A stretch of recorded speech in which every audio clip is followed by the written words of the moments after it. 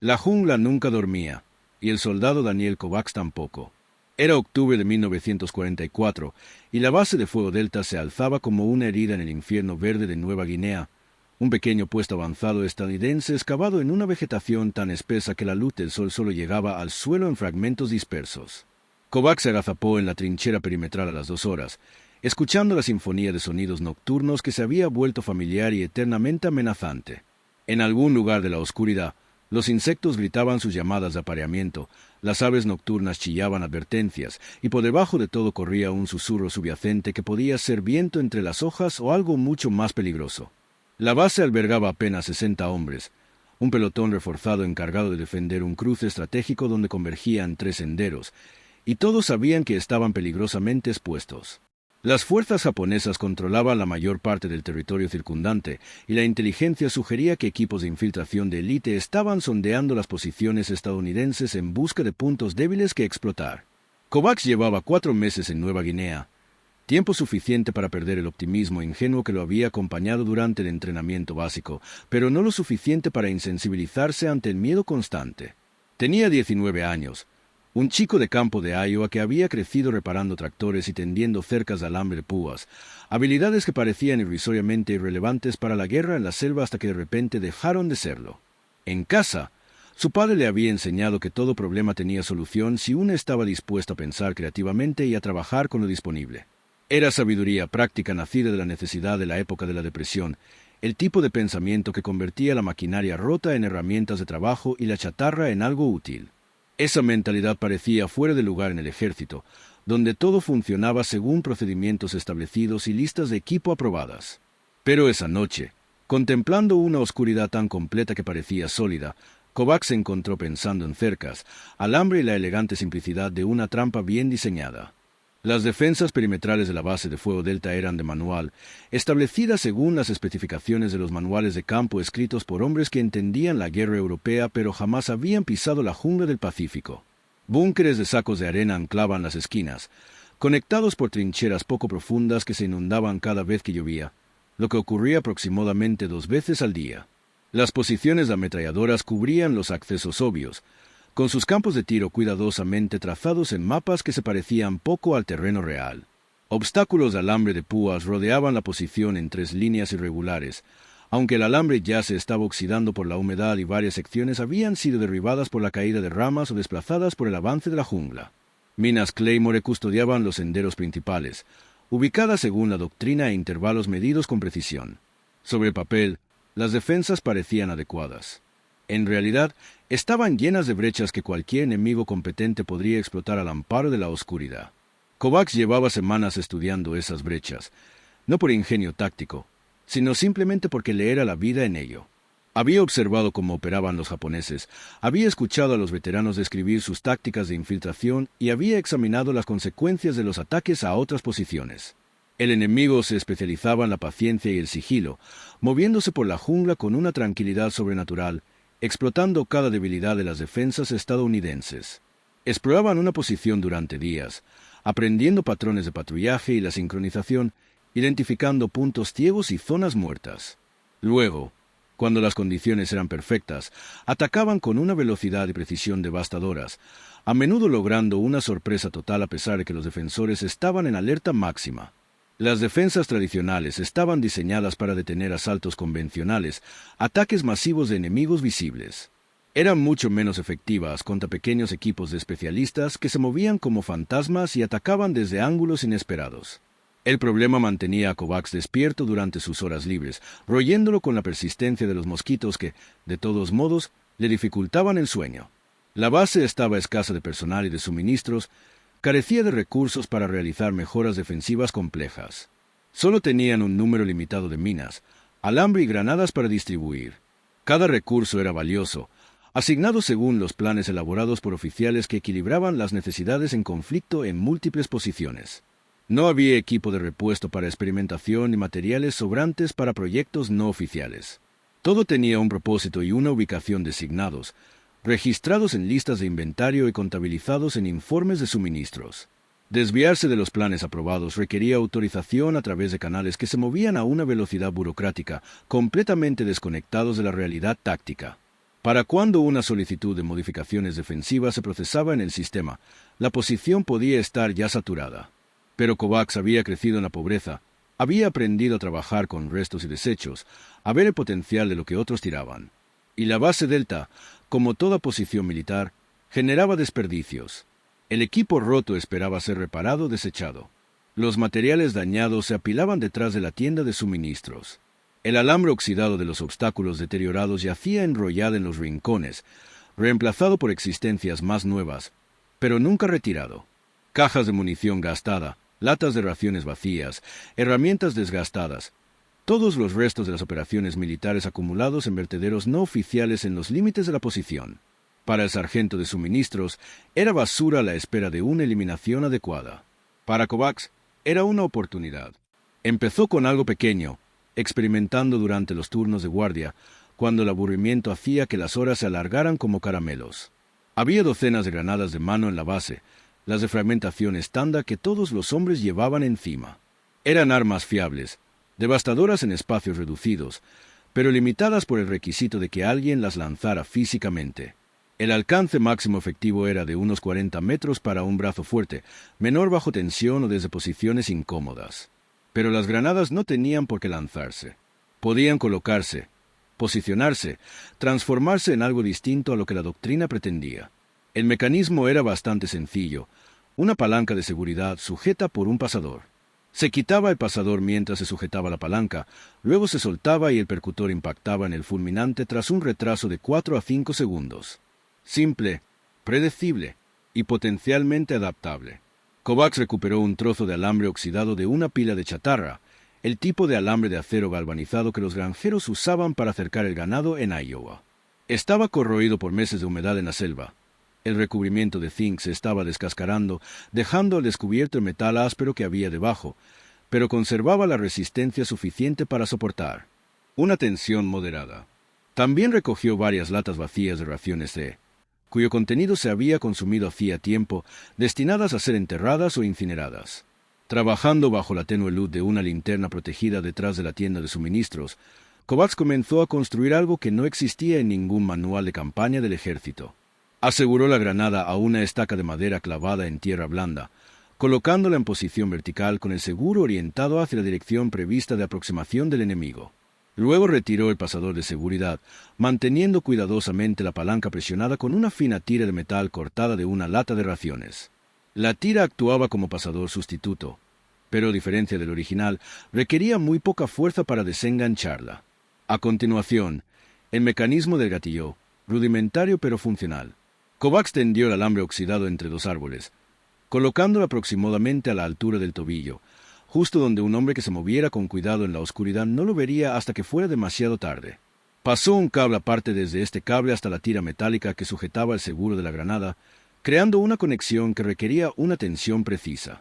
Si estaba demasiado flojo, no pasaría nada. Si estaba demasiado apretado, el mecanismo se dispararía prematuramente o fallaría por completo. Le tomó 3 intentos lograr el equilibrio correcto, e incluso entonces no estaba del todo seguro. Pero el principio básico era sólido. Cualquiera que cruzara el cable tiraría del cable, lo que soltaría la tira metálica, lo que liberaría el seguro de la granada e iniciaría la cuenta regresiva de 4 segundos. Para cuando la víctima se diera cuenta de lo que estaba sucediendo, sería demasiado tarde para reaccionar.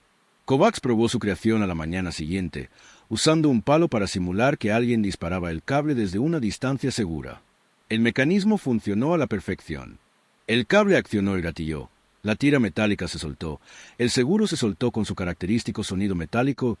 4 segundos después, la granada detonó con un satisfactorio crujido que hizo que la metralla revoloteara entre la maleza. La explosión no fue especialmente grande, pero en el reducido espacio entre los árboles de la jungla, el efecto de fragmentación sería letal para cualquiera menos de 4 metros y peligroso para cualquiera menos de 9 metros. Kovacs sintió una oleada de satisfacción, la misma sensación que experimentó en casa cuando una reparación improvisada funcionó. No se trataba de ingeniería sofisticada ni de una brillante innovación táctica. Era simplemente una solución práctica a un problema, utilizando los materiales disponibles para abordar una necesidad identificada. Pero mientras observaba la tierra quemada donde había estado la granada, se dio cuenta de que podría haber creado algo realmente útil.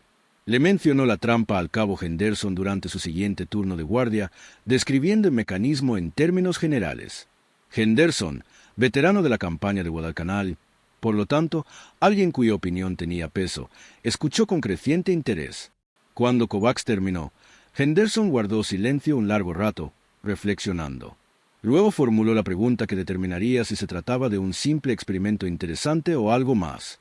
¿Podría Kovacs construir múltiples trampas? ¿Podría crear una red de ellas, cubriendo las brechas en las defensas perimetrales? Y, lo más importante, ¿podría hacerlo sin utilizar recursos asignados a otros fines? La respuesta a las tres preguntas era sí, pero requeriría una búsqueda intensiva e improvisación a tal escala que podría traer atención no deseada. Cada trampa necesitaba una granada, y si bien la base contaba con suficientes existencias, retirarlas del inventario oficial generaría preguntas.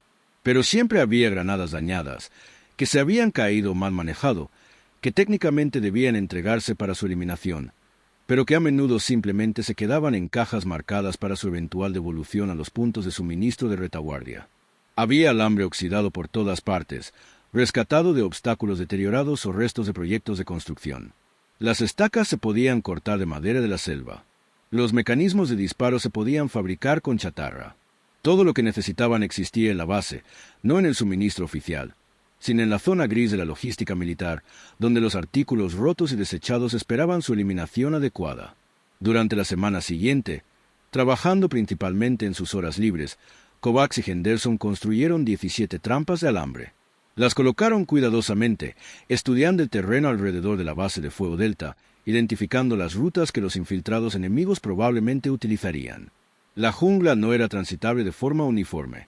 La espesa vegetación, las empinadas laderas y los obstáculos de agua canalizaban el movimiento hacia corredores predecibles, y los soldados experimentados aprendieron a reconocer estos caminos naturales. Los japoneses también lo comprendieron, lo que significaba que utilizarían los mismos enfoques que los estadounidenses en su posición. Kovacs y Henderson se centraron en estas posibles rutas, colocando sus trampas en zonas que las defensas existentes no cubrían adecuadamente, creando zonas de aniquilación superpuestas que convertían las brechas vulnerables en embudos letales. Usaron el alambre oxidado de la cerca deliberadamente, eligiéndolo en lugar de alternativas más nuevas y resistentes. La corrosión dificultaba la visibilidad del alambre con poca luz, ya que su superficie rugosa no captaba la luz dispersa como lo haría en metal limpio. Además, le daba al alambre una textura que imitaba las enredaderas naturales, mimetizándose con el entorno selvático.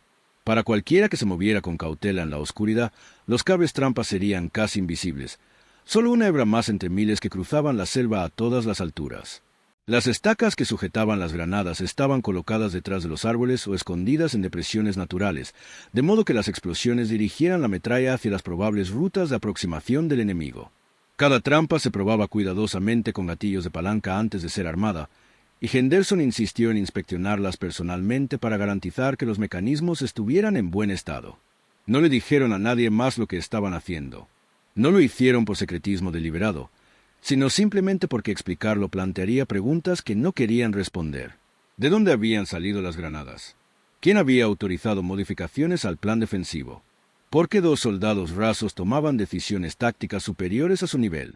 Era mejor simplemente construir las trampas, demostrar que funcionaban si las circunstancias lo permitían y afrontar las consecuencias más adelante. Era el tipo de lógica que tenía perfecto sentido a nivel de soldado y cabo, pero que probablemente no sobreviviría al contacto con el pensamiento de los oficiales. El teniente Morrison descubrió las trampas el 18 de octubre durante una inspección rutinaria de las defensas perimetrales. Era nuevo en la base, pues había llegado apenas 3 días antes como sustituto del anterior jefe de pelotón, quien había sido evacuado por malaria.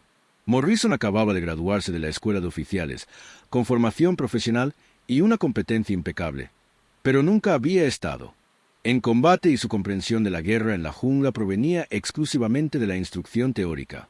Tropezó con una de las trampas de Kovacs y su bota se enganchó en el cable trampa durante un recorrido por las posiciones defensivas. Solo los rápidos reflejos de Henderson, quien agarró al teniente y lo jaló hacia atrás antes de que el cable se tensara lo suficiente como para activar el mecanismo, evitaron un accidente catastrófico.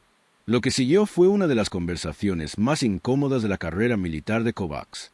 Morrison, Conmocionado por lo cerca que había estado de detonar un artefacto explosivo en su propia posición, exigió saber quién había construido la trampa, quién la había autorizado y por qué no se le había informado. Kovacs se lo explicó lo mejor que pudo, describiendo las brechas defensivas, la amenaza de infiltración y la improvisación de la solución.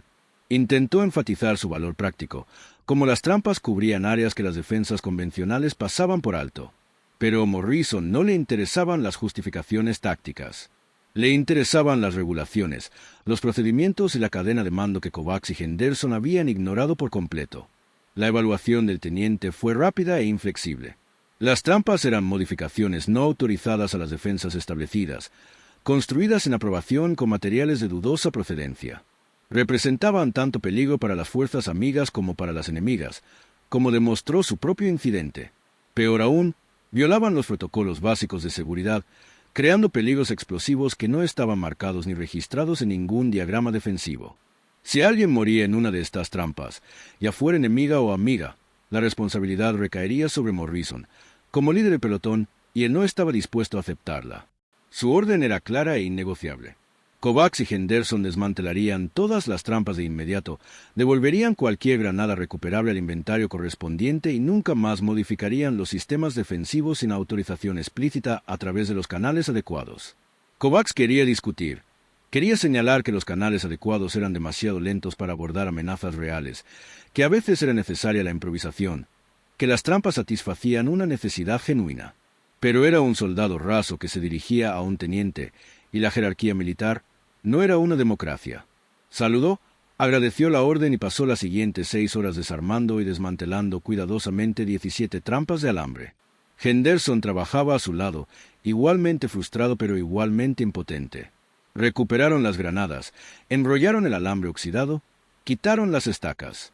Al anochecer, todo rastro de su trabajo había sido borrado, y las defensas de la base Delta habían vuelto a la normalidad, con huecos incluidos. Esa noche, Kovacs yacía en su trinchera, contemplando una oscuridad que se sentía más amenazante de lo habitual. Las trampas le habían dado una sensación de control, la sensación de estar contribuyendo activamente a la defensa de la base en lugar de simplemente esperar pasivamente lo que pudiera suceder. Ahora esa sensación había desaparecido, sustituida por la misma vulnerabilidad impotente que había sentido durante sus primeras semanas en Nueva Guinea. Morrison tenía buenas intenciones, Kovacs lo comprendía. El teniente intentaba aplicar normas diseñadas para prevenir accidentes y mantener el orden. Pero esas normas se habían escrito para circunstancias diferentes, y aplicarlas ciegamente en ese caso era como dar con un martillo a un problema que requería un bisturí. A la jungla no le importaban las normas. A los japoneses, desde luego, y morirían hombres porque alguien decidiera que el procedimiento importaba más que la eficacia. Henderson lo encontró poco después de medianoche, moviéndose sigilosamente en la oscuridad con el sigilo experimentado de quien ha sobrevivido a múltiples misiones de combate. El cabo se agachó junto a la posición de Kovacs, su voz apenas por encima de un susurro. «He estado pensando en esas trampas», dijo Henderson, «en cómo Morrison las llamó inseguras y ridículas». Hizo una pausa, y Kovacs pudo percibir la frustración en ese silencio. «Hemos perdido a 4 hombres en el último mes por infiltraciones enemigas. 4 buenos marines que murieron porque alguien atravesó nuestras defensas sin ser detectado. Pero eso, al parecer, es menos preocupante que el riesgo teórico de que alguien aliado active una trampa marcada». Kovacs no dijo nada, sabiendo que Henderson estaba trabajando en algo. El cabo continuó. «Morrison nunca ha estado en combate. No entiende que la seguridad perfecta y la defensa efectiva son incompatibles en un lugar como este. Todas las armas que usamos son peligrosas. Cada mina que colocamos podría matar a fuerzas aliadas. Pero aceptamos esos riesgos porque la alternativa es peor». Hablaron durante casi 1 hora, en voz baja, sobre el imposible equilibrio entre seguir órdenes y sobrevivir al combate. Henderson finalmente se marchó, sin ofrecer soluciones porque ninguna existía que no implicara insubordinación. Kovacs volvió a su puesto de guardia, escudriñando la oscuridad que no revelaba nada, escuchando los sonidos de la selva que podían enmascarar a una compañía entera. En algún lugar, las fuerzas japonesas planeaban su próximo movimiento, identificando objetivos, preparando operaciones, y la base Delta se enfrentaría a ellos con defensas que parecían buenas en teoría, pero con agujeros por los que se podría atravesar un camión. El 21 de octubre amaneció cargado de humedad, con el cielo cargado de lluvia que llegaría por la tarde y convertiría la base en un lodazal. El informe matutino trajo información preocupante.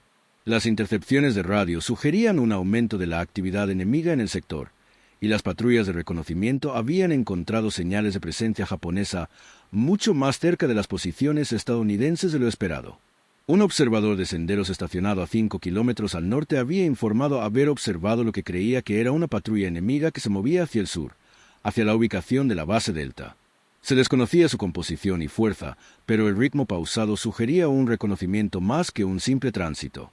Alguien estaba interesado en la base, y ese interés nunca era buena noticia. El teniente Morrison aumentó el estado de alerta, duplicó los turnos de guardia y ordenó patrullas adicionales para barrer el perímetro inmediato. Todo según las normas, respuestas de manual ante una amenaza en desarrollo. Pero Kovacs, al escuchar el informe, sintió una fría certeza instalándose en sus entrañas. Iban a ser atacados, y pronto, y las defensas eran insuficientes.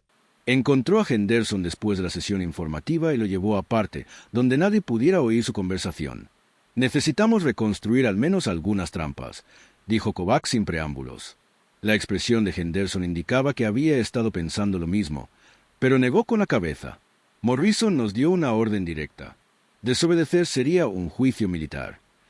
Kovacs comprendía lo que estaba en juego, pero también comprendía algo más fundamental. Si seguimos esa orden y mueren hombres por fallas en nuestras defensas, Morrison podría enfrentar interrogatorios, incluso consecuencias administrativas. Pero nos enfrentaremos a ataúdes, Henderson. Nos enfrentaremos a funerales y cartas a las familias. Prefiero arriesgarme a un juicio militar que a... ¿Eso? El cabo lo observó un largo momento y luego asintió lentamente. Lo hacemos con inteligencia. Mínimas trampas, colocadas solo en los huecos más críticos. No se lo decimos a nadie, ni siquiera a los demás. Y si Morrison se entera, me dejas asumir la culpa. Tengo más tiempo de servicio, más credibilidad. Podría sobrevivir a las consecuencias mejor que un soldado raso. Trabajaron toda la tarde, moviéndose durante la lluvia más intensa, cuando la visibilidad era casi nula y todos los demás se refugiaban en posiciones cubiertas. Reconstruyeron 5 trampas, centrándose en los accesos norte y oeste, donde la presunta patrulla enemiga probablemente atacaría. El mismo alambre oxidado, los mismos detonadores improvisados, la misma cuidadosa colocación en cuellos de botella naturales. Trabajaron con rapidez pero precisión, gracias a la memoria muscular de la construcción anterior. Al anochecer, cuando la lluvia finalmente amainó y la visibilidad mejoró, 5 trampas de alambre estaban instaladas, armadas y esperando. Su existencia solo la conocían 2 hombres que habían decidido que la eficacia importaba más que las órdenes. Esa noche, la base Delta se ajustó a la fuerza.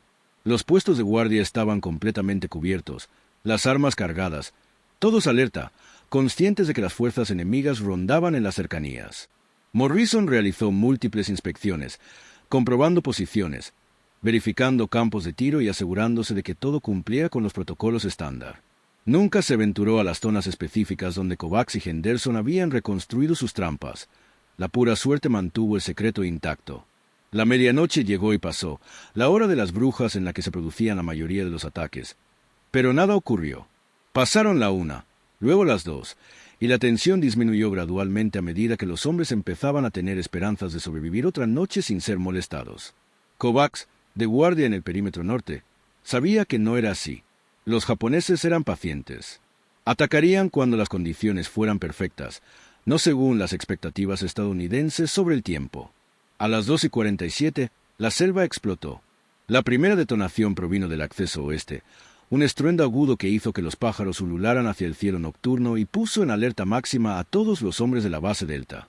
Antes de que el eco se desvaneciera, se produjeron 2 explosiones más en rápida sucesión desde la misma zona, creando un ritmo entrecortado de violencia que duró quizás 5 segundos. Entonces volvió a caer el silencio, absoluto, de alguna manera, más aterrador que el ruido. Kovacs ya se movía, Henderson a su lado. Ambos hombres corrían hacia el sonido mientras todos los demás aún procesaban lo sucedido. Recorrieron la distancia en menos de 1 minuto, abriéndose paso entre la maleza sin importarles el sigilo, porque el sigilo ya no importaba.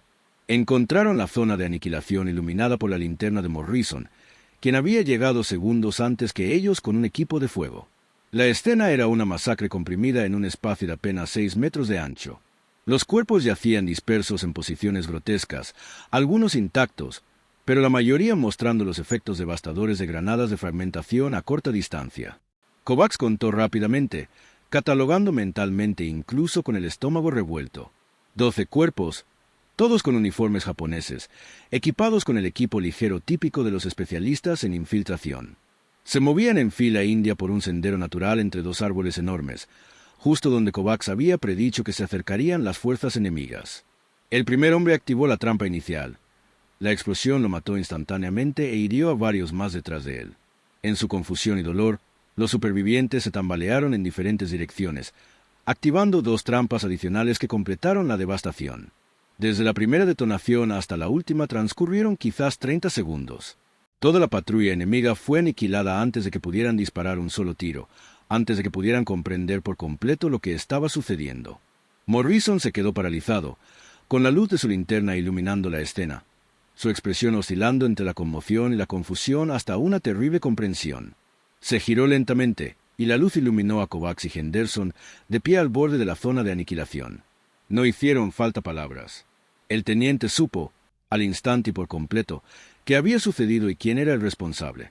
Durante un largo instante, los 3 hombres se miraron fijamente entre los 12 cadáveres, la evidencia tanto del éxito como de la insubordinación, imposible de ignorar. Entonces Morrison hizo algo que sorprendió a todos, incluido a sí mismo. Apagó la linterna, sumiéndolos de nuevo en la oscuridad. Cuando habló, su voz era cuidadosamente neutral, el tono de quien hace cálculos en tiempo real. «Quiero una búsqueda detallada de todos estos cuerpos», dijo Morrison, dirigiéndose al equipo de fuego que lo acompañaba. «Documenten todo, recopilen material de inteligencia, cataloguen las armas y el equipo. Parece ser una unidad de infiltración de élite, lo que significa que probablemente estaban recopilando información para un asalto mayor». Hizo una pausa y luego continuó con el mismo tono neutral. «Alguien tendrá que mapear dónde se ubicaban estas posiciones defensivas, para que podamos incorporarlas a nuestro diagrama defensivo oficial. Cabo Henderson, usted se encargará de eso, ya que parece conocer la zona». La implicación era clara, el acuerdo tácito, obvio. Morrison no haría preguntas sobre cómo llegaron las trampas allí. No investigaría quién había desobedecido su orden directa. Pero a cambio, esto se haría oficial, documentado, parte de las defensas autorizadas de la base de fuego de ahora en adelante. La búsqueda de los cuerpos arrojó información que justificaba cualquier riesgo que Kovacs y Henderson habían corrido. La patrulla japonesa había sido un elemento de reconocimiento de una compañía completa, posicionada a menos de 3 kilómetros de distancia, preparándose para un asalto a gran escala a la base Delta, programado para la noche siguiente. Llevaban croquis detallados de la posición estadounidense, notas sobre las rotaciones de guardia y las brechas defensivas, y planes para ataques simultáneos desde múltiples direcciones. Llevaban al menos una semana operando en la zona, recopilando información y preparando el terreno. Su misión esa noche había sido un reconocimiento final antes del asalto principal, para comprobar si había algún cambio de última hora en la disposición estadounidense. En cambio, se habían topado con trampas que no deberían haber existido, y sus muertes habían sido una advertencia que probablemente salvó la vida de todos los estadounidenses en la base Delta. Al amanecer, la base de fuego era un hervidero de actividad decidida. Morrison había solicitado refuerzos y apoyo de artillería por radio, utilizando la información obtenida para justificar una respuesta inmediata. A media mañana llegaron tropas adicionales, duplicando la fuerza de la guarnición. Los observadores de avanzada coordinaron misiones de fuego sobre la presunta zona de concentración enemiga, lanzando proyectiles de alto poder explosivo hacia la selva, que estallaron con explosiones secundarias que sugerían la presencia de reservas de munición. Las patrullas exploraron el exterior, encontrando equipo y posiciones abandonadas, lo que indicaba una retirada japonesa apresurada. El asalto planeado nunca se materializó. La compañía enemiga se dispersó en lugar de atacar una posición alertada y reforzada. Las trampas improvisadas de Kovacs no solo detuvieron a una patrulla, sino que desbarataron toda una operación y evitaron lo que podría haber sido una batalla catastrófica. El teniente Morrison llamó a Kovacs y Henderson a su puesto de mando esa tarde. Los 3 hombres formaron un triángulo incómodamente estrecho, conscientes de que esta conversación definiría sus futuras relaciones y posiblemente sus futuras carreras. Morrison habló primero, con palabras cuidadosas y precisas. Lo que hicieron fue insubordinado, peligroso y completamente fuera de los cauces adecuados. Según todas las normas, debería presentar cargos y dejar que un consejo de guerra lo resuelva. Hizo una pausa, y Kovacs se preparó para las consecuencias que sabía que se avecinaban. Pero Morrison continuó, cambiando ligeramente el tono. Sin embargo, lo que hicieron también salvó vidas. Proporcionó una advertencia crucial sobre las intenciones del enemigo y demostró una iniciativa táctica que va más allá de lo que normalmente esperamos del personal alistado. Así que esto es lo que va a pasar. Oficialmente, esas trampas formaban parte de las mejoras defensivas aprobadas, construidas bajo mi autorización como líder de pelotón. El cronograma es confuso, la documentación es irregular, pero esa es la historia y todos se aferran a ella. El teniente sacó un mapa dibujado a mano y lo extendió sobre su escritorio de campo. Extraoficialmente, nos van a enseñar a mí y a todos los hombres de esta base a construir esas trampas correctamente. Vamos a establecer un programa formal, con protocolos de seguridad y sistemas de señalización claros para que las fuerzas amigas no las invadan. Documentaremos los diseños, anotaremos los datos de efectividad y los enviaremos a los mandos superiores como una propuesta de innovación defensiva. Quizás se adopte más ampliamente, quizás quede sepultada por la burocracia. Pero sea como sea, lo haremos bien. Morrison miró a ambos hombres directamente. Tenían razón en que nuestras defensas estándar tenían deficiencias. Se equivocaron al abordar esas deficiencias mediante la insubordinación. Pero el resultado habla por sí solo, así que vamos a encontrar la manera de que esto funcione dentro del sistema en lugar de fuera de él. Durante la semana siguiente, Kovacs se convirtió en un instructor improbable, enseñando a 2 docenas de marines los principios de la construcción de trampas improvisadas. Refinaron los diseños, mejorando los mecanismos de disparo, desarrollando mejores técnicas de camuflaje y estableciendo protocolos de seguridad que reducían el riesgo de fuego amigo. El alambre oxidado de la cerca se convirtió en una elección deliberada en lugar de una necesidad, ya que su aspecto corroído proporcionaba una ocultación superior a la de los materiales más nuevos. Experimentaron con diferentes configuraciones, probando diversos enfoques para maximizar la eficacia y minimizar el peligro para las fuerzas estadounidenses. El teniente Morrison lo documentó todo, elaborando un informe exhaustivo que incluía especificaciones técnicas, aplicaciones tácticas y datos estadísticos sobre la eficacia de las trampas en combate. El informe ascendió por la cadena de mando con sorprendente rapidez, impulsado por el innegable hecho de que una sola base de fuego había detectado y destruido una patrulla de infiltración enemiga, impidiendo al mismo tiempo un ataque mayor. El batallón lo remitió al regimiento con un firme respaldo. El regimiento lo envió a la división con comentarios adicionales sobre la necesidad de soluciones defensivas flexibles en la guerra en la jungla. A finales de noviembre, Kovacs fue convocado al cuartel general de la división, donde un coronel quería discutir las trampas en detalle. La reunión fue surrealista. Un soldado raso de 19 años explicando el diseño de armas improvisadas a oficiales que comandaban a miles de hombres. Pero el coronel escuchó atentamente, hizo preguntas agudas y finalmente autorizó la elaboración de manuales de campaña oficiales que documentaran los diseños de las trampas. El impacto se extendió más allá de Nueva Guinea. Copias del manual llegaron a otros escenarios, donde soldados que enfrentaban desafíos similares adaptaron los diseños a sus circunstancias específicas. En Filipinas, los marines utilizaron variaciones de las trampas de Kovacs para defender posiciones aisladas contra infiltrados japoneses. En Birmania, las unidades del ejército las emplearon para proteger rutas de suministro a través de territorio hostil. El principio básico demostró ser universalmente aplicable. Defensas sencillas e improvisadas con materiales disponibles localmente podían contrarrestar eficazmente las tácticas enemigas sofisticadas si se diseñaban y colocaban correctamente. El alambre oxidado de la cerca se volvió casi icónico, símbolo de la innovación práctica que triunfaba sobre la doctrina rígida. Los sargentos de suministros comenzaron a requisar alambre corroído específicamente para la construcción de trampas, eligiendo deliberadamente materiales de inferior calidad porque funcionaban mejor que las alternativas originales. Kovacs sobrevivió a la guerra y aplicó sus conocimientos en las campañas posteriores en Filipinas, finalmente en Okinawa. Presenció la evolución y mejora de las trampas, las vio integradas en la doctrina oficial y observó cómo algo que había construido con restos y frustraciones se convertía en un procedimiento operativo estándar en todo el frente del Pacífico. La fama nunca le sentó bien.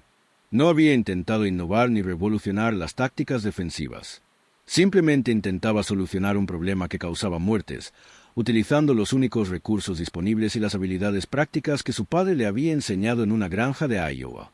El hecho de que la burocracia militar finalmente se pusiera al día y legitimara su solución era casi irrelevante. La carrera del teniente Morrison también dio un giro inesperado. Su decisión de apoyar a Kovacs en lugar de castigarlo, de encontrar la manera de trabajar dentro del sistema reconociendo sus limitaciones, le granjeó la reputación de líder pragmático, más preocupado por la eficacia que por los procedimientos. Ascendió de rango de forma constante, retirándose finalmente como coronel con una cruz por servicio distinguido y una reputación de flexibilidad táctica. En sus memorias, publicadas décadas después de la guerra, Morrison dedicó un capítulo entero a la noche en que las defensas de la base Delta detuvieron a una patrulla de 12 hombres en 30 segundos. Fue honesto sobre su reacción inicial, su instinto de ceñirse a las normas para neutralizar cualquier cosa que se desviara de los métodos aprobados. Pero fue igualmente honesto sobre lo que el combate le había enseñado, que las normas eran herramientas, no textos sagrados, y que a veces las mejores soluciones provenían de hombres desesperados con habilidades prácticas en lugar de un cuartel general con planes adecuados. La propia base de artillería se desvaneció en la historia, finalmente abandonada a medida que la guerra se extendía más allá de Nueva Guinea hacia Filipinas y el propio Japón. La selva recuperó la posición en cuestión de meses, con la vegetación arrasando trincheras y búnkeres hasta que no quedó rastro del pequeño puesto de avanzada donde los estadounidenses habían vivido y combatido. Pero las lecciones aprendidas allí persistieron, grabadas en manuales de campaña y programas de entrenamiento, transmitidas de generación en generación a soldados que nunca conocieron el nombre de Kovacs, pero se beneficiaron de su innovación. El concepto de trampas defensivas improvisadas se convirtió en parte del currículo estándar en las escuelas de infantería y se enseñaba a los nuevos soldados como doctrina establecida, en lugar de improvisación desesperada. El propio Kovacs rara vez hablaba de sus experiencias en la guerra tras regresar a casa. Regresó a Iowa, se hizo cargo de la granja de su padre y vivió una vida tranquila que no se parecía en nada a la violencia que había sobrevivido. Los vecinos sabían que era veterano, sabían que había sido condecorado, pero la mayoría desconocía su labor ni cuántas vidas habían salvado con sus innovaciones. En las raras ocasiones en que otros veteranos lo buscaban, generalmente investigadores o historiadores que trabajaban en proyectos de la Guerra del Pacífico, Kovacs respondía a sus preguntas con su modestia característica.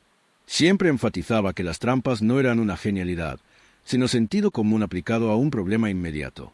Siempre atribuyó a Henderson contribuciones similares, aunque el cabo había muerto en Okinawa y no podía hablar por sí mismo. Y siempre expresaba su ambivalencia sobre la necesidad de la innovación, deseando que la guerra nunca hubiera requerido tales soluciones. Pero había una historia que Kovacs contaba constantemente, generalmente al final de las conversaciones, cuando su reticencia natural se había visto agotada por la persistencia o el alcohol. Se trataba de la mañana siguiente a la destrucción de la patrulla japonesa, cuando el amanecer reveló la extensión total de la zona de aniquilación. Morrison había ordenado que registraran y documentaran los cuerpos, un procedimiento estándar para recabar información.